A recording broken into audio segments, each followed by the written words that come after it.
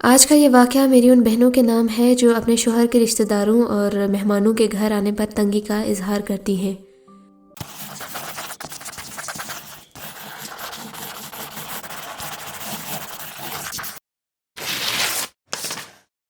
واقعہ کچھ یوں ہے کہ ایک عورت رسول اللہ صلی اللہ علیہ وآلہ وسلم کے پاس آئی اور اپنے شوہر کی شکایت کی کہ وہ اپنے بہت زیادہ دوستوں کو گھر دعوت دیتا رہتا ہے اور وہ تھک جاتی ہے کھانے بنا بنا کے ان کی مہمانداری میں۔ رسول اللہ صلی اللہ علیہ وآلہ وسلم نے کوئی جواب نہیں دیا اور وہ عورت واپس چلی گئی۔ کچھ دیر بعد رسول اللہ صلی اللہ علیہ وآلہ وسلم نے اس عورت کے شوہر کو بلوایا اور فرمایا، آج میں تمہارا مہمان ہوں۔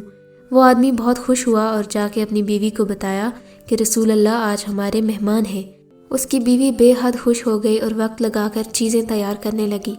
اس زبردست پرتکلف دعوت کے بعد رسول اللہ صلی اللہ علیہ وآلہ وسلم نے اس شخص سے کہا، اپنی بیوی سے کہنا کہ اس دروازے کو دیکھتی رہے جس سے میں جاؤں گا۔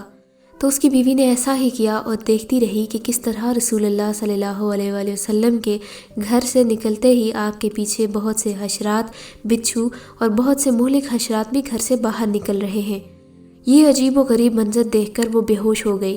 جب وہ رسول اللہ صلی اللہ علیہ وآلہ وسلم کے پاس آئی تو آپ صلی اللہ علیہ وآلہ وسلم نے فرمایا، جب مہمان تمہارے گھر سے جاتا ہے تو اپنے ساتھ ہر طرح کے خطرات، مشکلات اور آزمائشیں اور مہلک جاندار اپنے گھر سے باہر لے جاتا ہے، اور یہ اسی وجہ سے ہوتا ہے کہ تم جو محنت کر کے اس کی خاطر مدارت کرتی ہو۔